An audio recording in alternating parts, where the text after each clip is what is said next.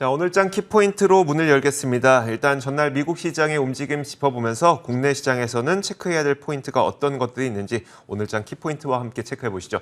자, 오늘도 루크투자연구소 임순재 대표와 함께 하겠습니다. 어서 오세요. 네, 안녕하십니까? 네, 안녕하세요. 자, 먼저 오늘장 키포인트 무엇으로 잡았을까요? 화면으로 공개하겠습니다. 자, 오늘장 키포인트는 바로 이겁니다. 증시, 과연 델타 변이 바이러스 때문에 발목이 잡히게 될 것인가? 라는 키워드를 잡아봤는데 이 내용은 저희가 잠시 후에 전해드리도록 하겠고 일단 미국 증시가 어떻게 마감됐는지부터 한번 살펴볼까요? 네, 미국 증시는 비교적 좋았습니다. 다우나 S&P 500 같은 경우 상승을 했고요. 나스닥이 조금 하락을 하는 그런 모습을 좀 보였다라고 보시면 될 것 같습니다. 특히 S&P 500은 지금 사상 최고치를 계속 연일 경신을 하고 있고요. 지금 분기 단위로 보면 이제 5분기 연속 상승으로 이제 마감을 한 그런 모습이었습니다. 올 초 기준으로 한다라고 하게 되면 S&P 500 같은 경우에 이제 14.5%가 이제 올랐었고요. 그다음에 다우 같은 경우도 12.7%, 그다음에 나스닥도 12.5%. 그러니까 미국 증시 전체, 국내 증시도 좋았지만 미국 증시도 상당히 좋은 그런 모습을 보였다라고 보시면 될 것 같습니다. 특히 이제 전일 같은 경우에 이제 미국 금리가 조금 소폭 하락을 했습니다. 소폭을 하락을 하면서 기술주, 성장주에 관련된 부분에 대해서 이제 좀 상승세를 보였다라고 보시면 될 것 같고요. 이렇게 지금 금리가 하락을 하는 거는 근데 기본적으로 이제 투자하시는 시장 참여자들 자체가 향후에 인플레이션에 관련된 게 어느 정도 이제 몸에 적응이 좀 돼 있는 그런 상황인데다가 이제 향후에 인플레이션이 내려갈 거에 대한 이제 기대가 같이 반영된 거 아닌가라는 생각이 들고 있습니다. 그리고 이제 미국 지표도 비교적 좋게 나왔습니다. 특히 일단 이번 주에 이제 고용 보고서가 이제 최종적으로 나올 건데요. 그 앞에서 이제 ADP의 전미 고용 보고서가 나왔는데 일단 6월 달 민간 부분 고용이 69만 2천 명이 증가를 했습니다. 그래서 시장 예상치가 55만 명이었는데 그거에 비해서 상당히 이제 좋게 나왔다라는 거고요. 그렇기 때문에 일단 고용 회복세는 좀 더 유지되는 거 아닌가라는 그런 기대감이 좀 있습니다. 그리고 시카고 구매 관리자 지수도 이제 66.1로 기록을 해서 전월 대비가 75.2인데 그보다는 조금 소폭은 하락은 했지만 그래도 성장세는 계속 좀 유지되고 있다라는 거고요. 그다음에 또 하나가 이제 개별 종목으로 본다라고 이제 미 마이크론이 이제 실적을 발표를 했습니다. 3분기 실적이 일단 매출액이 74억 2천억 달러로 해서 일단 시장 컨센서스하고 상당히 보다는 조금 상회를 했습니다. 시장 컨센서스는 72억 2천만 달러였었는데 그보다 상회를 했고요. 그다음에 주당 순이익도 1.88달러로 이제 시장 대비 1.72달러보다 좀 상회를 하는 그런 모습을 보였습니다. 그리고 또 이제 좋게 나온 거는 이제 일단 4분기 미국 회사 기준인 거죠. 우리나라 기준 3분기지만 미국 마이크론 테크놀로지는 이제 4분기 실적도 비교적 좋을 걸로 그렇게 예상을 했습니다. 그래서 매출액이 이제 80억 달러를 넘을 것이다라고 해서 시장 컨센서스가 78억 달러였는데 그보다는 상회를 할 거다라고 하기 때문에 일단 금일 같은 경우 국내 반도체 관련 기업들도 아마 조금 영향을 미치지 않을까 좀 생각을 하고 있습니다. 대신 이제 유가가 조금 강세를 좀 보이고 있습니다. 지금 이제 미국 재고분이 이제 감소를 했다라는 게 이제 어저께 이제 올라갔었던 거에 이제 가장 큰 이유인데요. 그 말고 또 하나가 이제 오펙 플러스의 회의가 이제 하루 연기가 됐습니다. 산유국 간에 이제 감사한 합의가 좀 지연되고 있다라는 것 때문에 지금 연기가 돼 있는데요. 일단 러시아는 증산 쪽을 얘기를 하고 있는 상황인 걸로 이제 파악이 되고 있고요. 사우디 같은 경우 현행 같은 게 감산을 좀 유지를 하자라는 쪽인 것 같습니다. 그러니까 어느 쪽으로 결정이 될지는 이제 좀 더 지켜봐야 되겠지만 만약 증산 물량이 크지 않다라고 하게 되면 유가는 좀 더 강한 그런 모습을 보이지 않을까 싶습니다. 네, 알겠습니다. 자, 이렇게 지난밤 사이 미국 시장의 움직임을 짚어봤으니까요. 이제 국내 시장도 한번 봐야 되겠죠. 어제 국내 시장 수급 특징주는 어떤 게 있었을까요? 네, 전일장 같은 경우 코스피 같은 경우 10% 정도 올랐고요. 일단 개인이나 외국인이 순매수를 하는 그런 모습을 보였습니다. 그리고 기관은 순매도를 하는 그렇게 보였고요. 일단 외국인 한 70억 정도 순매수를 해서 금액은 크진 않지만 이틀 연속 순매수하는 그런 모습을 보였고요. 개인도 이제 310억 정도 순매수를 했습니다. 3일 연속 지금 순매수를 하고 있는 그런 모양새고요. 기관 같은 경우는 이제 순매도를 했는데 특히 연기금 같은 경우는 이제 이틀 연속 순매수하는 그런 모습을 보였습니다. 업종별로 본다라고 하게 되면 코스피 같은 경우 상승한 종목이 종이목재, 화학, 의료정밀, 전기전자가 이제 상승을 하는 그런 모습을 보였고요. 하락은 통신기계, 유통, 비금속이 하락을 하는 그런 모습을 좀 보였습니다. 종목별로 본다라고 하게 되면 이제 코스피 같은 경우 외국인이 주로 매수한 거는 이제 SK그룹 쪽을 좀 매수를 많이 했는데요.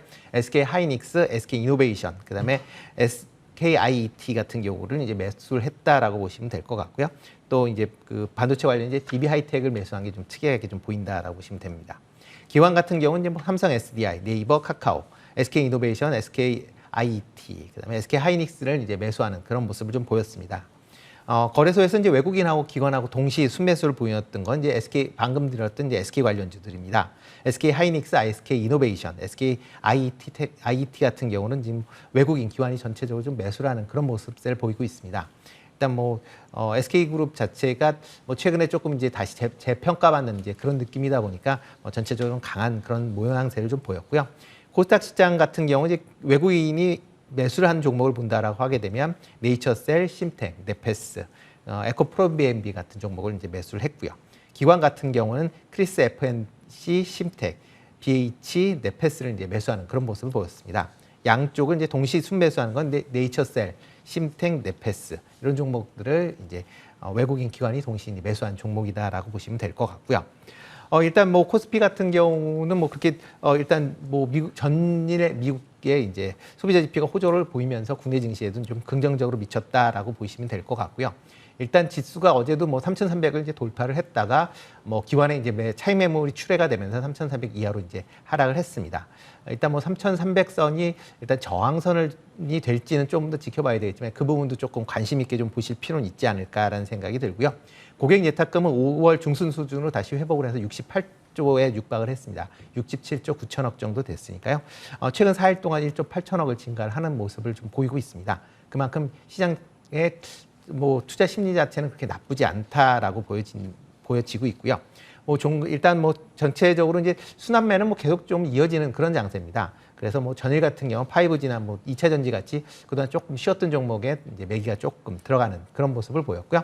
효성그룹주가 비교적 최근에 이제 실적 호조 기대감을 해서 좀 강세를 보이는 게 뭐 좀 특징적이었던 그런 하루가 아니었나라고 생각이 되고요. 특히 이제 또 하나는 이제 코로나 변이 바이러스 확산 때문에 진단키트 관련주가 연일 조금 강세를 좀 보이고 있습니다. 그 CJ나 바이오니스 같은 경우 좀 강세를 좀 보였고요. 그다음에 코로나 백신 관련된 그런 업체들도 비교적 강한 그런 모습세를 좀 보이고 있는 그런 날이 아니었나 싶습니다. 자, 이렇게 저희가 국내 수급 특징주까지 살펴봤습니다. 자, 그렇다면 이어서 우리가 관심을 가져봐야 될 오늘장 키포인트 바로 우리 증시가 그 델타 변이 바이러스 때문에 과연 증시가 발목에 잡히게 될 것이냐에 대한 궁금증인데 사실 뭐 좀 지금까지 모습을 보면 그렇게 큰 영향은 없는 것 같긴 하거든요. 네. 어떻게 봐야 될까요? 네, 그렇습니다. 뭐 일단 어쩌면 7월 첫째 날인데 좋은 얘기를 갖고 나와야 되는데 네네. 조금 이제 안 좋은 얘기를 뭐 좀 끌고 나왔는데요. 일단 국내 증시는 아직까지 큰 영향은 뭐 좀 덜 미치고 있는 건 사실인 것 같습니다. 일단 뭐 델타 변이에 대해서 뭐 그렇게 뭐 많이 늘어나지 않았다라는 게 이제 좀 그동안에 이제 이제 민감했었던 부분인데요. 어저께 조금 많이 늘어났습니다. 지금 홍대발 이제 외국인 감염 때문에 외국인 이제 영어 강사 때문에 지금 그 관련 확진자가 좀 많이 늘어나고 있는데 그 지금 번지고 있는 게 델타 변이 바이러스거든요. 그렇기 때문에 서울시 같은 경우, 서울시나 이제 수도권 같은 경우에 지금 오늘부터 원래는 이제 코로나 그 새 거리두기가 이제 실시될 예정인데 일주일 동안 연기를 하는 그런 이제 그 모습을 좀 보이고 있습니다. 그만큼 어떻게 보면 지금 상태가 그런 쪽으로 조금 발전 가능성은 좀 충분히 있는 그런 상황 아닌가라기 때문에 좀 조심하자라는 측면에서 제가 이제 얘기를 나왔고요.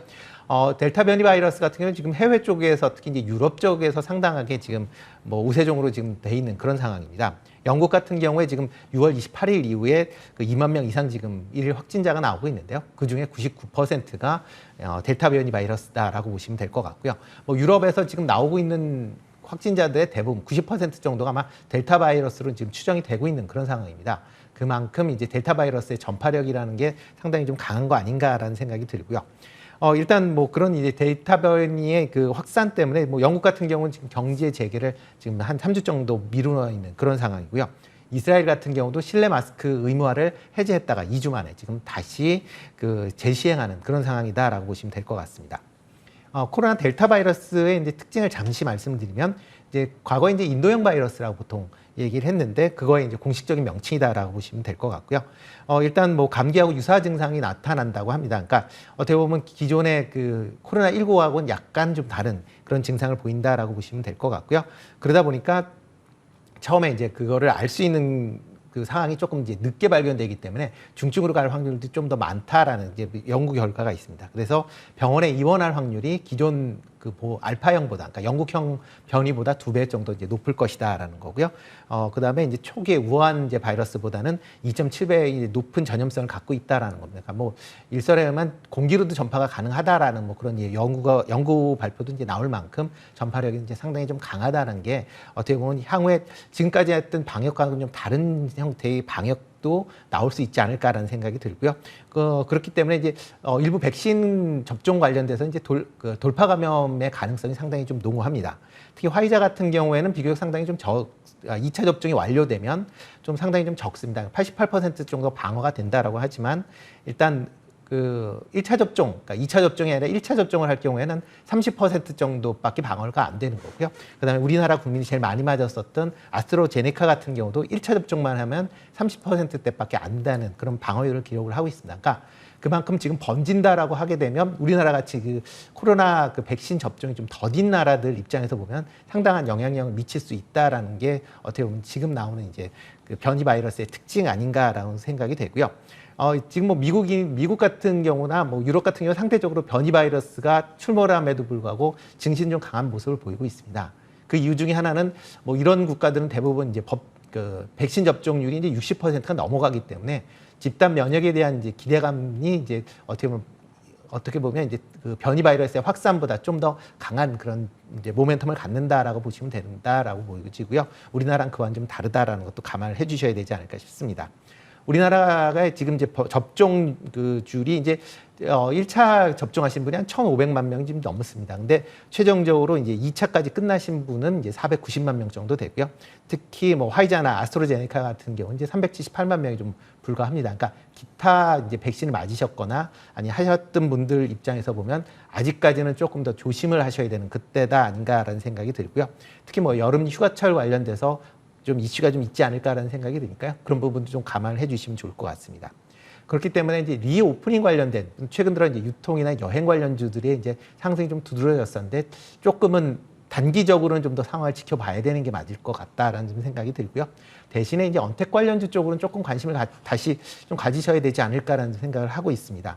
뭐 길게 갈 것 같지는 않아 보이지만 일단 단기적인 영향은 좀 있을 걸로 보이기 때문에 뭐 재택 관련주 해서 재택 관련이나 게임주 쪽으로 그러니까 작년에 이제 큰 시세를 좀 냈다가 지금 쉬고 있는 종목 쪽으로 조금 관심을 가지실 필요는 있지 않을까라는 생각이 들고요. 특히 mRNA 계열의 백신들이 지금 방어력이 상당히 이제 좋게 나오기 때문에 국내에서도 뭐 mRNA 계열 백신에 관련된 이제 뭐 개발이 계속 진행 중에 있으니까 관련 기업 쪽으로도 조금 관심을 가지실 필요 있지 않을까 싶습니다. 알겠습니다. mRNA 계열의 백신을 만들고 있는 국내 기업들이라든지 아니면 언택트 관련주들 좀 단기적으로 관심을 가질 때가 된 것 같다라는 의견을 내주셨습니다. 루크투자연구소 임순재 대표와 함께 이야기 나눠봤습니다. 고맙습니다. 네, 고맙습니다.